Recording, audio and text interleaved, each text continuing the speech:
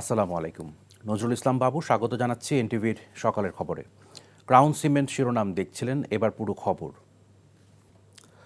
গাজায় ইসরায়েলি গণহত্যা ও নৃশংসতার প্রতিবাদে ঘোষিত বিশ্বব্যাপী ধর্মঘটের প্রতি সংহতি জানিয়ে সোমবার ক্লাস পরীক্ষা কার্যক্রম বর্জন করেছে বিভিন্ন শিক্ষা প্রতিষ্ঠানের শিক্ষার্থীরা। ঢাকা বিশ্ববিদ্যালয় সহ শিক্ষা প্রতিষ্ঠানগুলোতে সংহতি মিছিলের পাশাপাশি হয়েছে বিক্ষোভ সমাবেশ। বাইতুল মোকাররম মসজিদের উত্তর গেটে বিক্ষোভ করেছেন মুসল্লিরা। অবিলম্বে গাজায় ইসরায়েলি হামলা ও নারকীয় হত্যাযজ্ঞ বন্ধের দাবি জানানো হয় এসব প্রতিবাদী কর্মসূচি থেকে। আপেল শাহরিয়ারের রিপোর্ট। ফিলিস্তিনের গাজা উপত্যকায় দখলদার ইসরায়েলি বাহিনীর চলমান বর্বরতার প্রতিবাদে উত্তাল ঢাকার রাজপথ। নারকীয় হত্যাযজ্ঞ বন্ধের দাবিতে এক কাতারে সামিল নানা শ্রেণী পেশার প্রতিবাদী নাগরিকরা।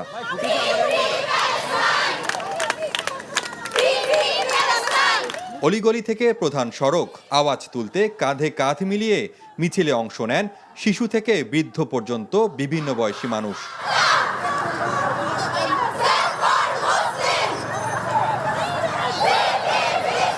Justice for Gaza's children. বিশ্ববাসী দেখেও না দেখার ভান করছে, লাইক তারা ব্লাইন্ড। আমরা গাজাবাসীর পক্ষে রয়েছি, আমরা গাজাবাসীর জন্য আছি। হিউম্যানিটি ওইটার মূল্যবোধ থেকে শুধু একজন মুসলিম হিসেবে না, আপনি ইহুদি খ্রিস্টান যেই হন না কেন, যেইভাবে এখানে গণহত্যা চালানো হচ্ছে এটা বন্ধ করা দরকার। সোমবার সকাল থেকে শিক্ষা প্রতিষ্ঠানগুলোতে ক্লাস বর্জন করে বিক্ষোভ করেন ঢাকা বিশ্ববিদ্যালয় সহ রাজধানীর বেশিরভাগ শিক্ষা প্রতিষ্ঠানের শিক্ষার্থীরা।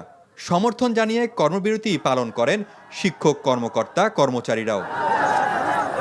ফিলিস্তিনিরা শুধু একা নয়, আমরা তাদের সাথে আছি। আমরা এই গ্লোবাল স্ট্রাইক সফল করার উদ্দেশ্যে ঢাকা কলেজ ছাত্ররাও আমরা কিন্তু এখানে মিলিত হয়েছি। প্যালেস্টাইনের জনগণের প্রতি এই নৃশংস বর্বরতা যেন অচিরেই বন্ধ হোক। সকাল থেকে ঢাকা বিশ্ববিদ্যালয়ের রাজু ভাস্কর্যের সামনে অবস্থান নিয়ে ইসরায়েলি আগ্রাসনের প্রতিবাদ জানান শিক্ষার্থীরা। ফিলিস্তিনের পতাকা হাতে খণ্ড খণ্ড মিছিল নিয়ে শিক্ষার্থীরা সমবেত হন। আন্দোলনকারী শিক্ষার্থীরা বলেন, ফিলিস্তিনিরা একা নন, এ সংগ্রাম মানবতার, এ লড়াই গোটা বিশ্বের মুক্তিকামীদের।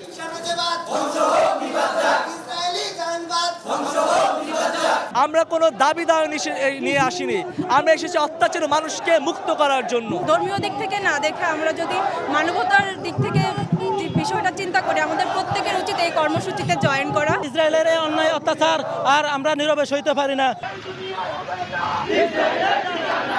ইসরায়েলি গণহত্যার প্রতিবাদে মিছিল হয়েছে রাজধানীর বিভিন্ন স্থানে।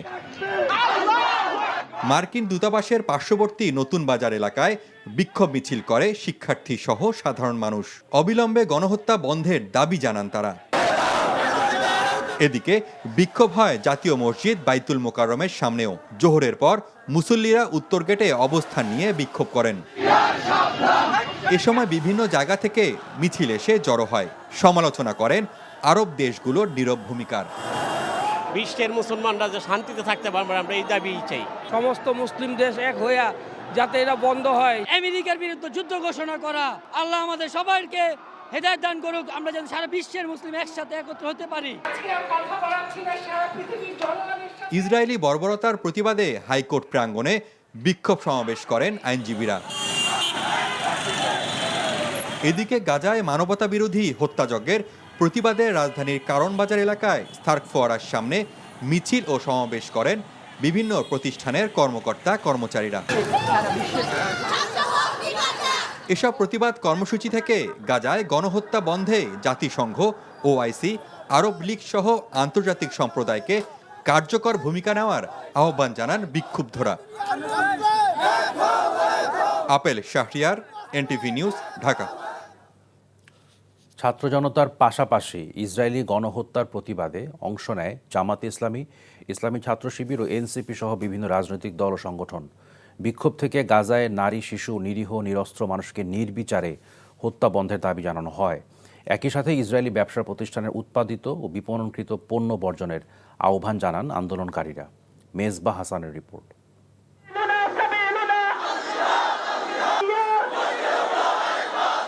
দখলদার ইসরায়েলি বাহিনীর গাজা উপত্যকায় চলমান বর্বর গণহত্যার প্রতিবাদে সব মত ও পথ মিশেছে এক মিছিলে। ঢাকার রাজপথ যেন রূপ নেয় ২৪ জুলাইয়ের বিপ্লবের মতো জনসমুদ্রে।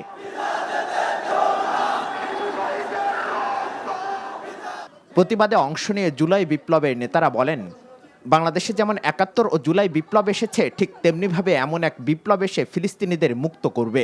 প্যালেস্টাইন রাষ্ট্রকে আন্তর্জাতিকভাবে মুক্ত স্বাধীন রাষ্ট্র হিসেবে স্বীকৃতি দেওয়া হয়, এই আহ্বান আমরা বিশ্বের প্রত্যেকটি দেশ এবং সম্প্রদায়ের কাছে রাখতে চাই।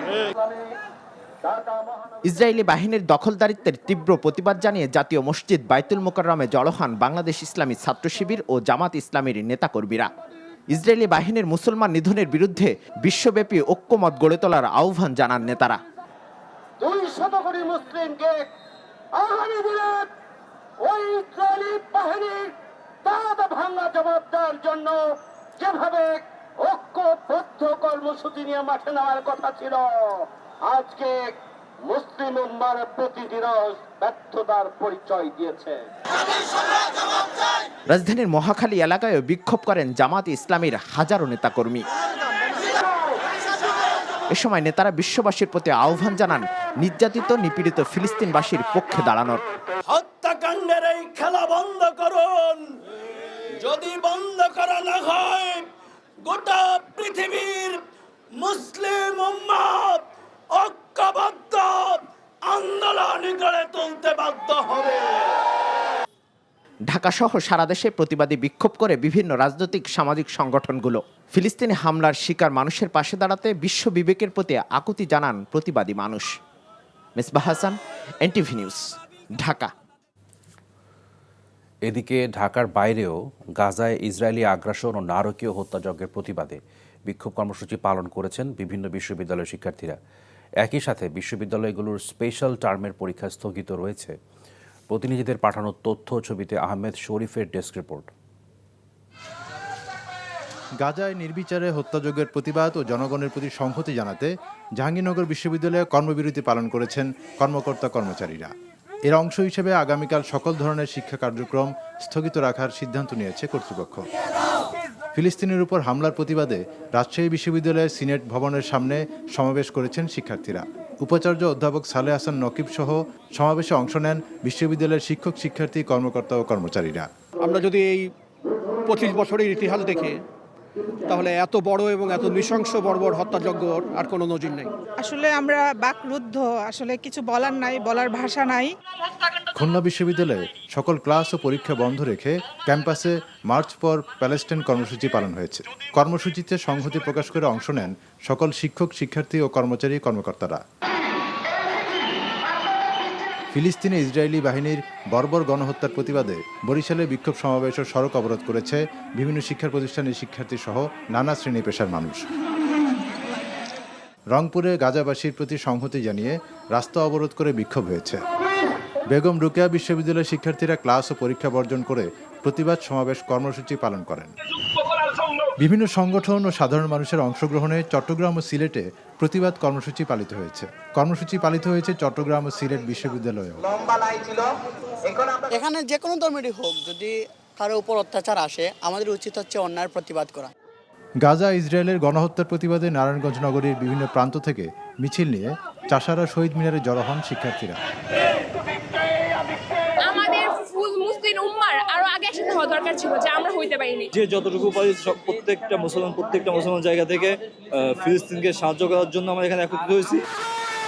এছাড়া টাঙ্গাইল, শেরপুর, গোপালগঞ্জ, কুষ্টিয়া, নাটোর, নেত্রকোনা, যশোর, কুমিল্লা, ময়মনসিংহ, চাঁদপুর, শরীয়তপুর, বান্দরবান, ভোলা, পিরোজপুর, ভৈরব সহ দেশের বিভিন্ন স্থানে বিক্ষোভ কর্মসূচি পালন করেছে বিভিন্ন সংগঠন। আহমেদ শরীফ, এনটিভি নিউজ ডেস্ক। বৈষম্য বিরোধী ছাত্র আন্দোলনে হত্যা মামলায় আন্তর্জাতিক অপরাধ ট্রাইব্যুনালের সাবেক প্রসিকিউটর ব্যারিস্টার তুরিন আফরোজকে গ্রেফতার করেছে উত্তরা পশ্চিম থানা পুলিশ। সোমবার রাত 10টার দিকে উত্তরা 3 নম্বর সেক্টরের 11 নম্বর রোডের বাসায় অভিযান চালিয়ে তাকে গ্রেফতার করা হয়।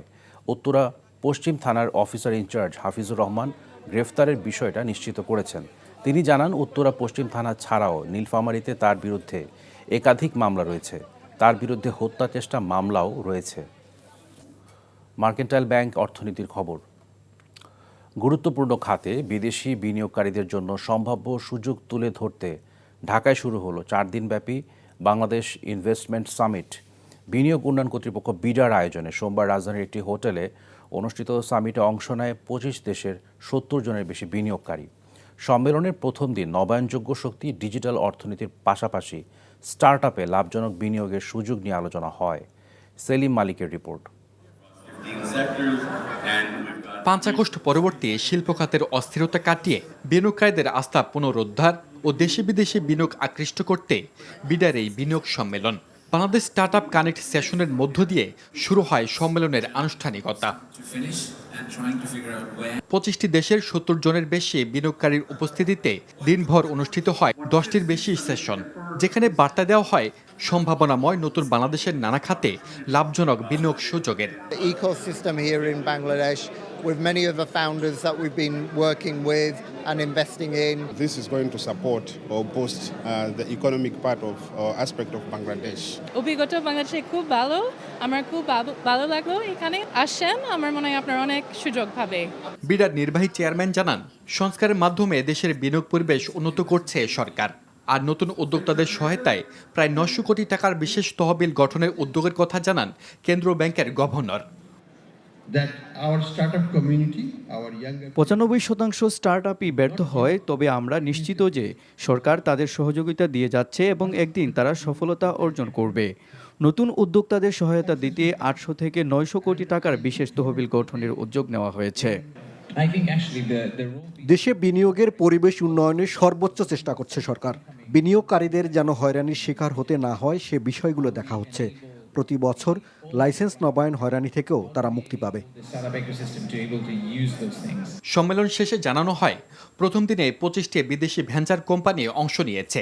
এছাড়া চট্টগ্রামের 2টি বিশেষ অর্থনৈতিক অঞ্চল পরিদর্শনকারীদের কাছ থেকে আগামী 1 বছরের মধ্যে বিনিয়োগ পাওয়া যাবে বলে বিডার চেয়ারম্যান আশার কথা জানান। বিভিন্ন দেশ থেকে আসলে বিদেশিরা গিয়েছেন, চায়না থেকে, নেদারল্যান্ডস থেকে, অস্ট্রেলিয়া, ইন্ডিয়া। সেলিম মালিক, এনটিভি নিউজ, ঢাকা। এই ছিল সকালের খবরে। এই খবরের ভিডিও সহ আপডেট জানতে ভিজিট করুন এনটিভি অনলাইন www.ntvbd.com। এছাড়াও এনটিভির জনপ্রিয় সব অনুষ্ঠান ও খবরের আপডেট জানতে ভিজিট করুন আমাদের ইউটিউব ও ভেরিফাইড ফেসবুক পেজ। ধন্যবাদ সবাইকে।